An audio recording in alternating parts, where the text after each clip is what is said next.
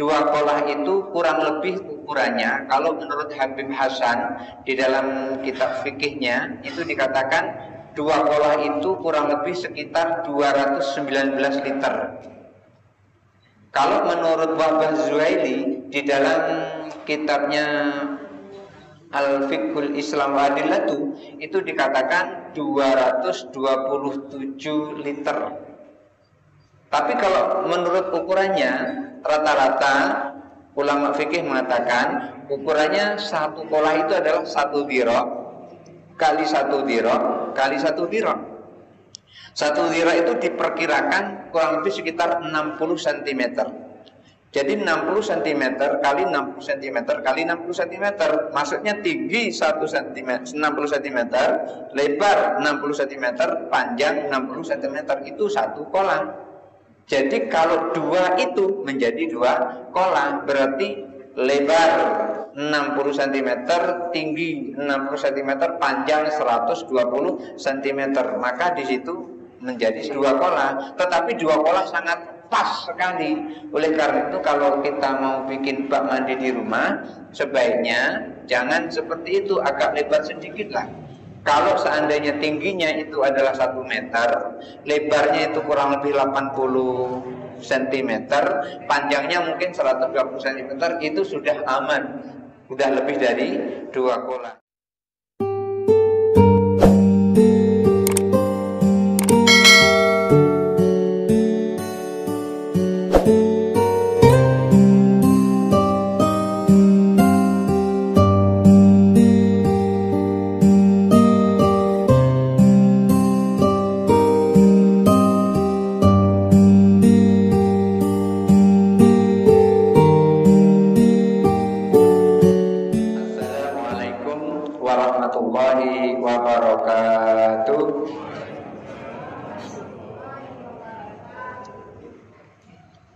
Innal hamdalillah wassalatu wassalamu ala Rasulillah wa ala alihi wa ashabihi wa man wala, la haula wa la quwata illa billah.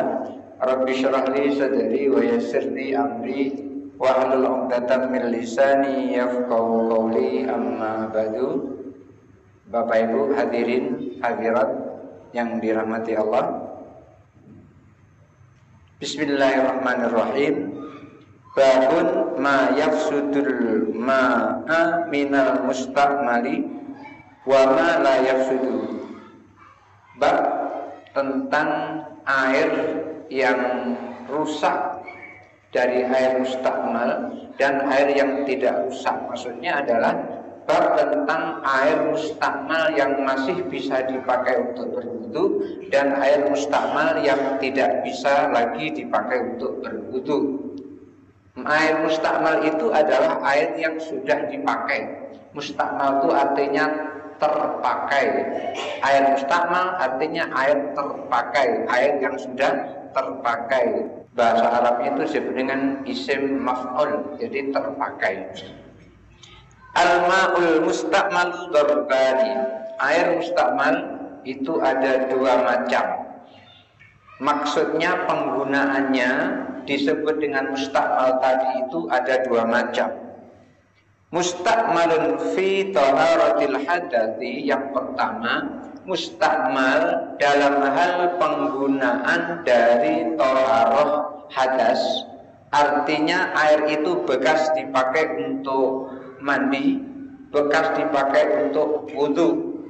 Mandi maksudnya di sini adalah mandi jinabat atau mandi besar, dan juga air itu bekas dipakai untuk wudu. Itu namanya mustakmalun fi taharatil hadasi.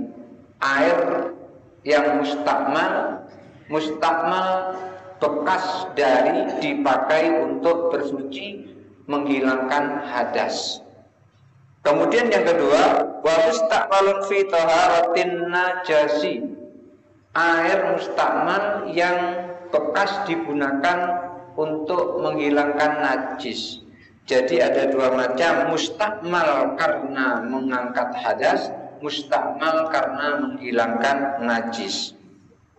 Fa ammal mustakmalu fi taharatil hadathi fayundaru fihi. air yang bekas digunakan untuk menghilangkan hadas, untuk mengangkat hadas, taharatul hadas, artinya bersuci terhadap hadas supaya kita tidak berhadas lagi, boleh sholat karena hadas sudah terangkat. Dalam hal ini perlu diperhatikan, fa'in istakmala fi raf'i hadasin, kalau orang menggunakannya itu adalah untuk mengangkat hadas, air itu air bekas tapi digunakannya untuk mengangkat hadas, fahuwa thahirun, maka bekas airnya itu tetap suci. Kenapa? Li'annahu ma'un thahirun, karena air yang dipakai untuk mengangkat hadas tentunya air suci. Laqa mahallan thahirun, bertemu dengan tempat-tempat yang suci, tangan suci, muka suci, kepala suci, kaki suci, tidak ada najis. Fakana thahirun, aslinya adalah fakanal ma'u thahirun, maka airnya itu tetap suci. Air suci bekas dipakai untuk berwudu itu tetap suci. Kenapa? Karena air suci bertemu dengan tempat-tempat suci. Tangan, maksudnya bertemu dengan bagian-bagian suci. Ketemu tangan, tangan suci. Ketemu kepala suci, ketemu kaki suci, ketemu telinga suci, maka yang seperti itu hukum airnya tetap suci. Kenapa demikian? Karena lau husila bihi thawbun thahirun. Saya cari di sini kata-kata ghusala, di sini tidak terlihat fa'ilnya, maka dibuatlah fi'ilnya ini menjadi fi'il majhul. Fi'il majhul itu dalam bahasa Inggrisnya namanya passive voice. Kalau fi'il ma'lum itu dalam bahasa Inggris disebut dengan active voice. Jadi di sini berarti passive voice, artinya di. Oleh karena itu dibaca kama lau husila bihi saubun thahirun. Itu seperti halnya baju yang suci dibasuh dengan air mustakmal itu. Baju yang suci dibasuh dengan air mustakmal, bajunya tetap suci, tidak najis. Kecuali kalau bajunya najis, ketemu dengan air mustakmal, ya najis bajunya, airnya juga tercampur dengan najis. Air mustakmal bertemu dengan baju yang suci, maka baju yang suci itu tidak najis hukumnya, tetap suci, karena yang lengket ke baju adalah mustakmal, bekas ambil air wudu, makanya tidak najis. Lalu Abu Ishaq Ibrahim bin Ali bin Yusuf untuk memancing kita pembacanya itu melontarkan sebuah pertanyaan, wahal tajuzu bihi taharatun amlah, boleh enggak bersuci dengan air mustakmal yang seperti itu tadi? Boleh atau tidak bersuci dengan air mustakmal itu? Fihi tariqani, dalam hari ini ada dua jalur jawaban. Min ashabina man qala, beliau menyampaikan bahasanya adalah min ashabina. Min dari itu artinya ba'd, artinya sebagian. Min itu bukan hanya artinya dari, tapi artinya sebagian. Kalau minal ulama'i artinya sebagian ulama, bukan seluruhnya tapi sebagian. Memang min artinya dari, min aina anta, dari mana kamu. Memang min artinya dari, tapi arti min itu banyak, tidak hanya dari, bisa karena, bisa sebagian, bisa dari, bisa sebab, banyak arti min itu, tergantung konteks kalimatnya. Min ashabina man qala, sebagian sahabat kami, kata Imam Syirazi, maksudnya adalah ulama Syafi'iyah, ulama yang menganut faham-faham yang diberikan oleh Imam Syafi'i, berarti murid-muridnya Imam Syafi'i. Qala, ada yang berkata, fihi kaulani, di dalam pendapatnya itu beliau menyampaikan ada dua pendapat. Al-mansusu, yang ternaskan atau yang tertulis, annahu la yajuzu, pendapat pertama, annahu la yajuzu, air yang mustakmal itu tidak boleh dipakai untuk berwudu. Ini kita digiring dengan dua pendapat, satu boleh, satu tidak boleh. Jadi ini ada yang mengatakan la yajuzu, air mustakmal tidak boleh dipakai untuk berwudu. Li'annahu zala anhu itlaqu ismil ma'i, hilang nama air mutlaknya itu, maka nggak boleh dipakai untuk berwudu. Kenapa kok nggak boleh dipakai untuk berwudu? Alasannya karena hilang nama air mutlaknya, namanya sudah berubah mustakmal.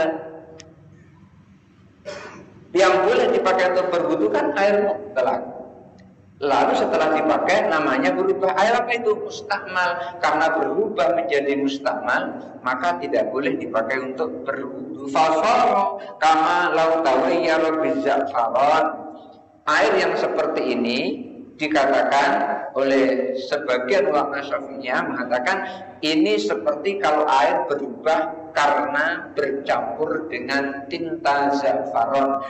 Air yang seperti itu mirip dengan air yang berubah karena tercampur dengan tinta zafaron. Ini air kemudian tercampur dengan tinta zafaron, maka airnya itu jadi berubah. Ketika berubah, dia nggak bisa lagi dipakai untuk berwudu. Ini alasan pertama. Walau yang anhu annahu qala, dan diriwayatkan dari sebagian ulama Syafi'iyah yang lain juga, yang dimaksud ini adalah min ashabina. Sebagian dari sahabat kami, maksudnya adalah sahabat Imam Asy-Syirazi pada waktu itu, ada yang mengatakan ya juzul wudu bihi, boleh berwudu dengan air mustakmal itu. Jadi satu mengatakan tidak boleh, satu mengatakan boleh. Yang mengatakan tidak boleh alasannya karena namanya sudah berubah, bukan air mutlak. Di sini dikatakan zala anhu itlaqu ismil ma'i, hilang nama air mutlaknya itu, maka nggak boleh dipakai untuk berwudu. Yang satu mengatakan boleh dipakai untuk berwudu. Kenapa? Li'annahu istakmala lam yughayyir sifatal ma'i. Karena orang memakai air itu sehingga airnya itu menjadi mustakmal, tetapi tidak merubah sifat airnya. Dilihat secara kasat mata airnya masih seperti semula, airnya masih jernih, baunya pun tidak berubah, warnanya tidak berubah, rasanya tidak berubah, tidak merubah sifatnya air. Oleh karena itu falam yamna'il wudu'u bihi, maka berwudu tidak terhalang dengan air mustakmal bekas untuk wudu tadi. Misalnya si A berwudu di ember itu, begitu berwudu di ember itu kemudian berarti kan dia mustakmal. Begitu mustakmal, kelihatan di situ airnya nggak berubah sama sekali. Yang kedua berwudu juga di tempat yang tadi itu.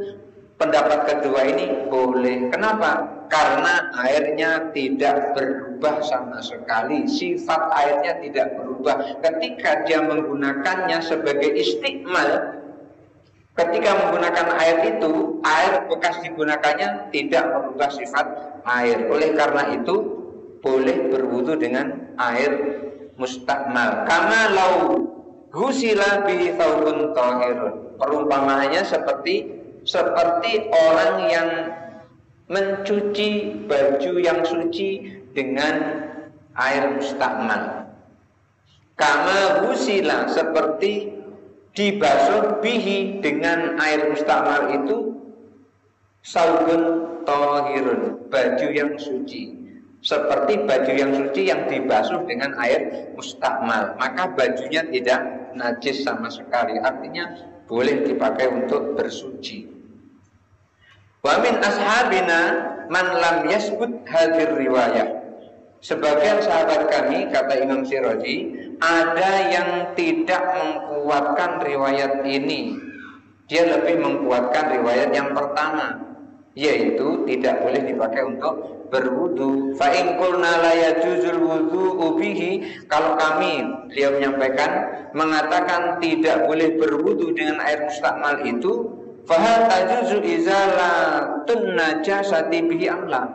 Kalau nggak boleh berwudu dengan air mustakmal itu, boleh nggak air mustakmal itu dipakai untuk menghilangkan najis? Misalnya ada tangannya megang kotoran ayam, terus adanya di situ adalah air mustakmal. Ketika di situ ada air mustakmal untuk membersihkan najis ini, kira-kira jadi suci enggak untuk membersihkan najis ini? Maka beliau menyampaikan, apakah boleh air mustakmal itu dipakai untuk menghilangkan najis? Maksudnya ketika dipakai untuk menghilangkan hadas tidak bisa, apakah bisa dipakai untuk menghilangkan najis? Fihi wajhani, di dalam hal ini ada dua pendapat. Qala Abu Qasim Al-Anmati wa Abu Ali bin Khairan rahmatullahi alaihima. Menurut Abu Qasim Al-Anmati dan Abu Ali bin Khairan, rahmat Allah mudah-mudahan tercurah kepada beliau berdua, yajuzu, boleh bersuci dengan air atau boleh menghilangkan najis dengan air yang mustakmal itu. Li'anna lil ma'i hukmaini, karena air itu memiliki dua hukum. Raf'ul hadasi, yang pertama mengangkat hadas, yang kedua wa izalatul najasah, yang kedua menghilangkan najis. Jadi air itu gunanya bisa mengangkat hadas, bisa menghilangkan najis. Alat yang paling ampuh untuk menghilangkan hadas adalah air. Alat yang paling ampuh untuk menghilangkan najis adalah air. Walaupun ketika air ini tidak ada, nanti ada alat lain seperti debu. Debu bisa menggantikan air untuk membolehkan sholat. Fa'idha rafa'al hadasa, kalau air itu bisa mengangkat hadas, rafa'a ini kembalinya fa'ilnya adalah alma, fabaqiya alaihi izalatan najasati, maka boleh juga menghilangkan najis. Kalau air itu bisa mengangkat hadas, artinya air itu bisa menghilangkan najis.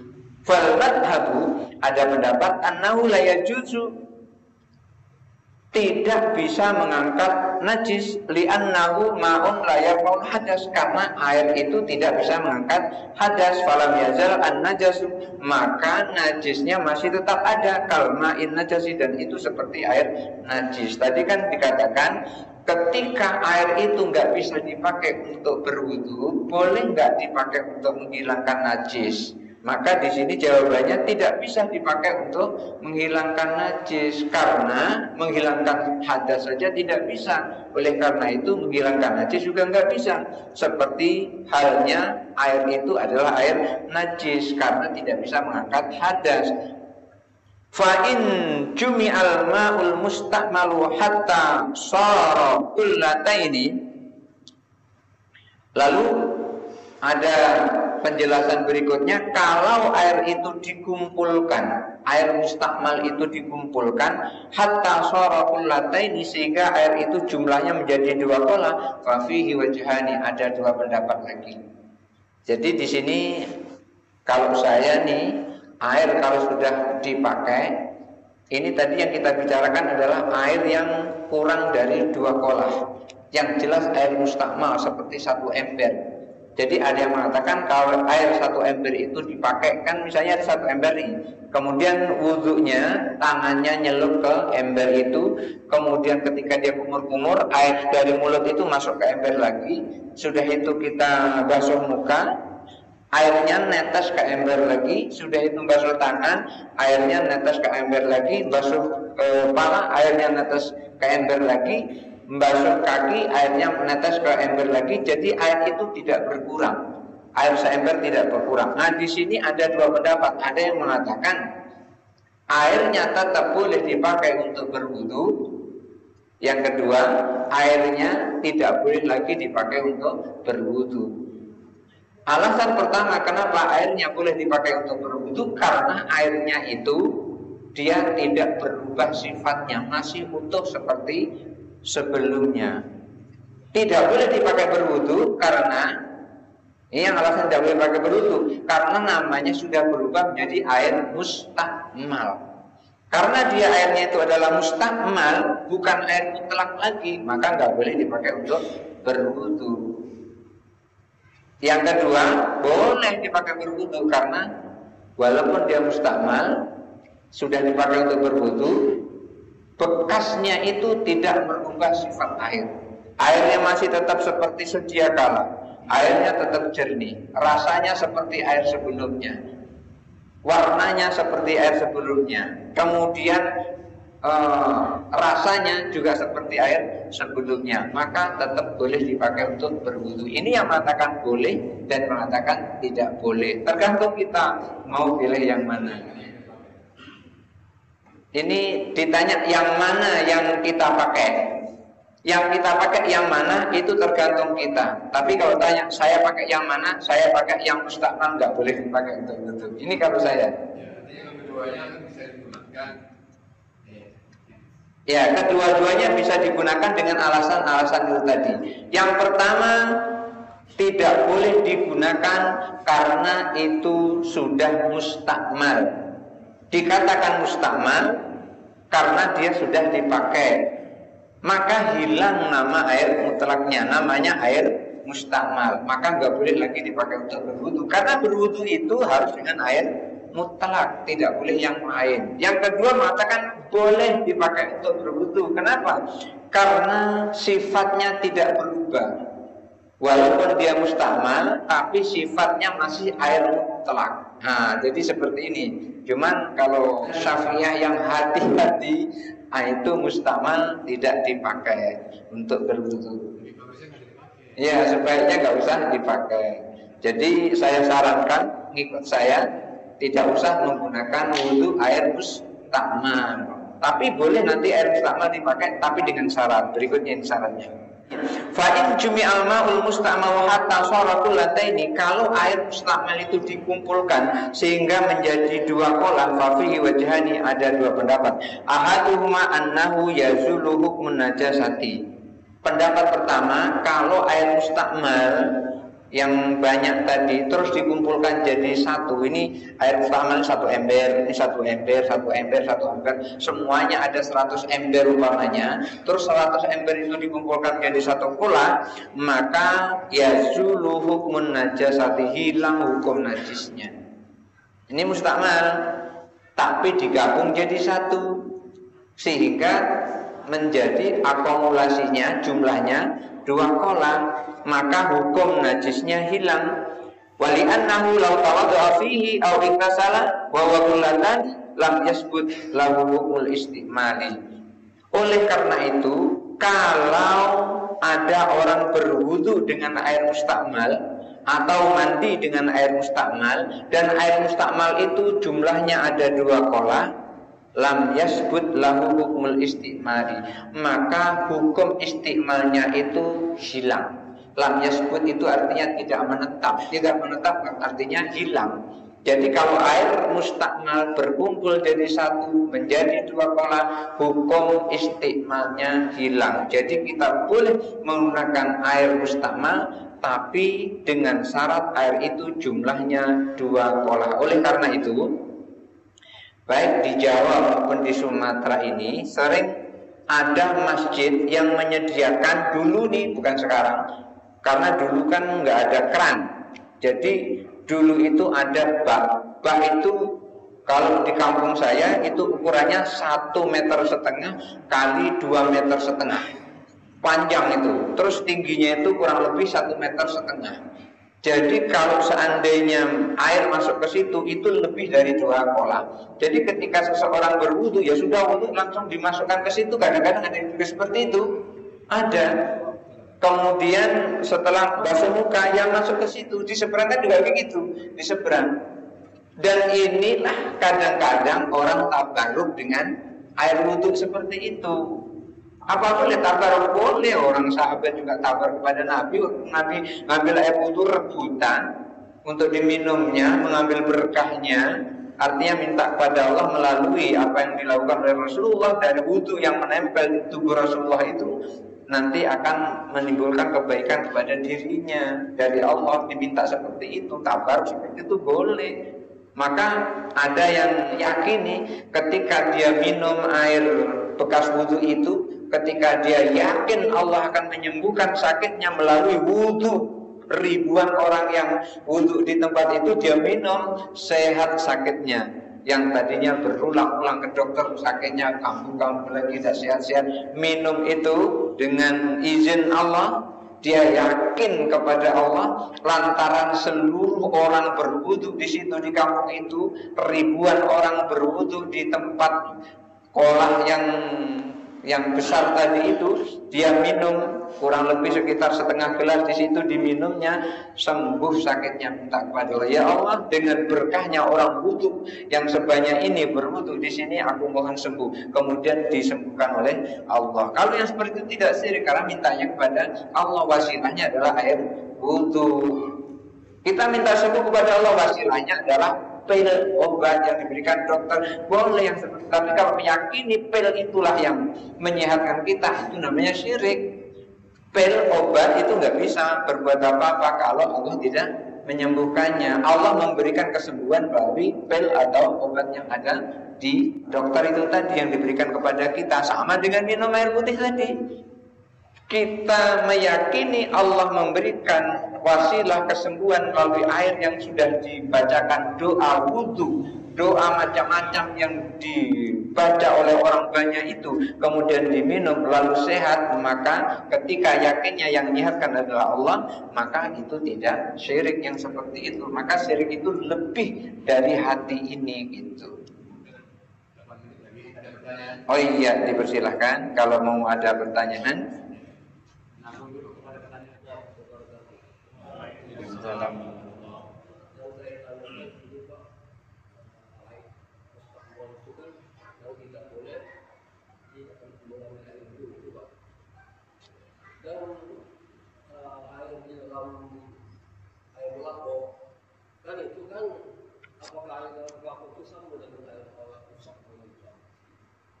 Ya, ketika Rasulullah bertemu dengan anak Abu Bakar As-Siddiq, pada saat itu anak Abu Bakar As-Siddiq di kainnya itu terkena darah haid.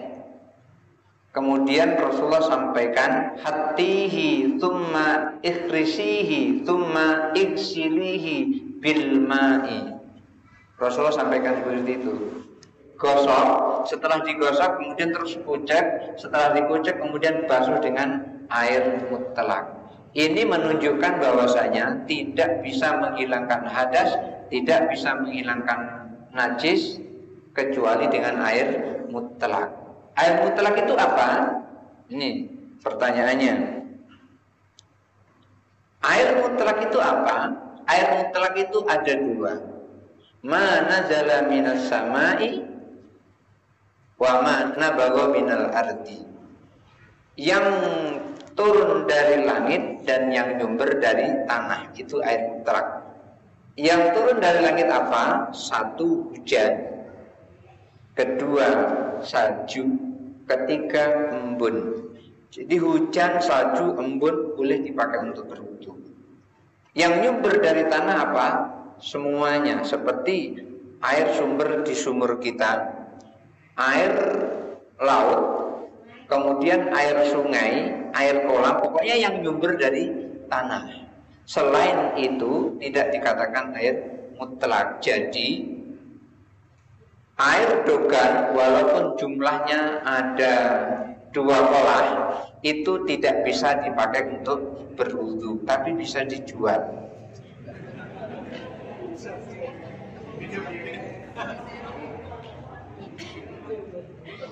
Apalagi ditambah dengan sirup rasa melon atau sirup rasa koko pandan, itu laku dijual. Iya, air suci tapi tidak mensucikan. Iya, dia air suci tetapi tidak mensucikan. Maka air itu ada 4. Yang satu, thahirun mutahhirun, air suci dan mensucikan, yaitu air mutlak. Yang kedua, thahirun ghairu mutahhirin, air suci tetapi tidak mensucikan. Contohnya itu tadi air kelapa tadi. Kemudian yang ketiga, ma'un makruhun, air suci tetapi hukumnya makruh untuk dipakai untuk bersuci. Boleh tapi makruh. Seperti apa? Air musammas. Air musammas itu air yang terjemur dengan sinar matahari. Beda ya, yang terjemur dengan yang direbus itu beda. Karena kalau dijemur itu dikatakan makruh, itu lantaran dia akan menimbulkan baros. Ketika Rasulullah melihat Aisyah istrinya itu mau mandi dengan air yang terkena sinar matahari, beliau sampaikan kepada Aisyah agar tidak mandi dengan air yang terkena matahari. Beliau sampaikan li'annahu yurisul baroso, karena air yang terkena panas sinar matahari itu akan menimbulkan penyakit belang. Jadi kusta ya, yang kulit halus menjadi tidak mulus lagi, warnanya bisa berwarna-warni, ada putih, ada hitam. Jadi seperti itu. Ini air makruh. Makruhnya itu karena akibatnya itu. Karena akibat ketika digunakan itu akan merusak. Oleh karena itu kita juga nggak boleh, walaupun direbus panas gitu, itu malah gelega, kita nggak boleh berwudu air dengan air yang malah gelega itu. Karena kalau kita pakai itu nanti melupas semua muka kita. Itu nggak bolehnya bukan karena panasnya, itu karena merusak kulit kita. Kalau seandainya tidak merusak nggak apa-apa. Misalnya menggelegak kita wudu ini biasa saja nggak apa-apa, sah juga gitu. Seperti saya pernah lihat ada orang goreng pisang, goreng apa gitu, kemudian ada preman datang bawa golok, diantem-antemkan ke badannya nggak apa-apa. Akhirnya dia gorengnya tidak pakai setelah, pakai tangan dia gorengnya kayak gini, ya pakai tangan kayak gini gorengnya. Akhirnya dia takut ya. Artinya apa? Boleh goreng pisang, goreng tempe, nggak usah pakai sok besi. Sok besi kata orang Palembang, kata orang Jawa itu solet. Ya nggak pakai solet, pakai tangan langsung kayak gini. Tapi dengan syarat kita harus yakin tangan nggak apa-apa gitu. Sama dengan wudhu tadi, wudhu dengan air yang dipanasi boleh, asal air panas itu tidak merusak kita. Kalau merusak itu yang tidak boleh. Maka hukumnya makruh. Tidak terlalu dingin juga tidak boleh, terlalu panas juga tidak boleh. Tapi kalau anget-anget saja itu tidak apa-apa.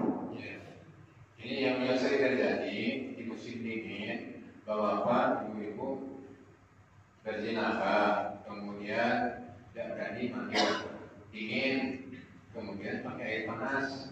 Pakai air panas itu ada yang pakai air dimasukkan Pak, ada yang direbus. Nah itu mandi. Ada yang tinggal muter gitu ya. Kira-kira mana ya? Yang seperti itu boleh, bisa menghilangkan, bisa mengangkat hadas kita. Bisa mengangkat hadas kita. Dan yang dimakruhkan itu adalah ketika dia terjemur dengan matahari. Dan di situ pun kalau di dalam Kifayatul Ahyar itu disebutkan itu kalau di wadah bejana yang tidak menimbulkan efek penyakit itu tidak makruh.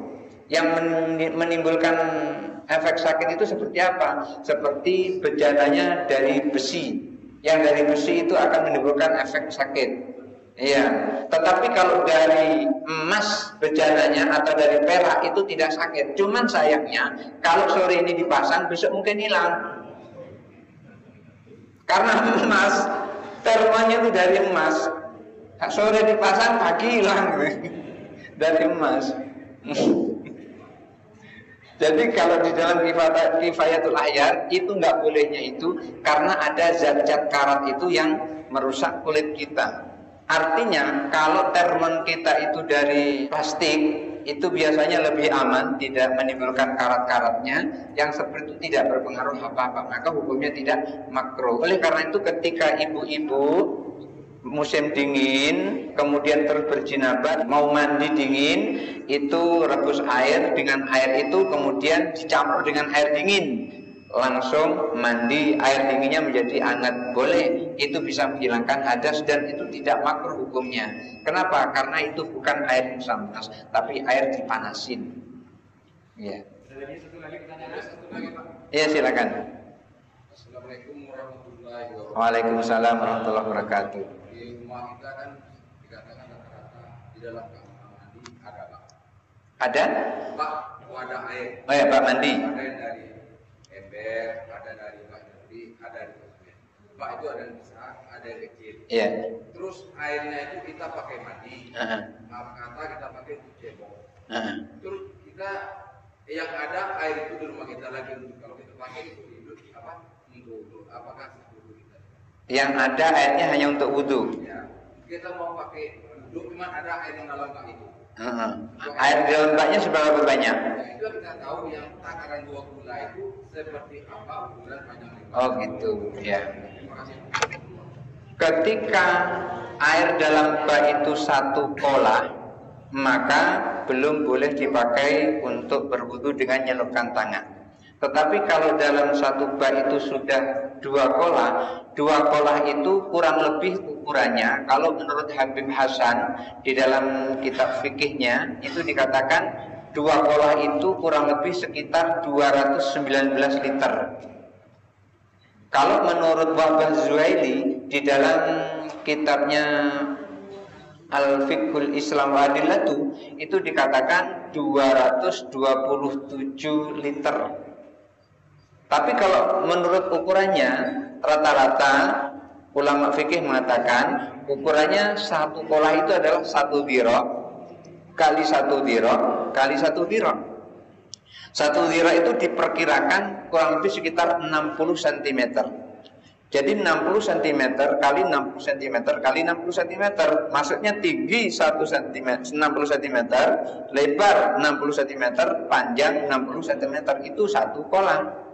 Jadi kalau 2 itu menjadi 2 kolah, berarti lebar 60 cm, tinggi 60 cm, panjang 120 cm. Maka di situ menjadi 2 kolah. Tetapi 2 kolah sangat pas sekali. Oleh karena itu kalau kita mau bikin bak mandi di rumah, sebaiknya jangan seperti itu, agak lebar sedikit lah.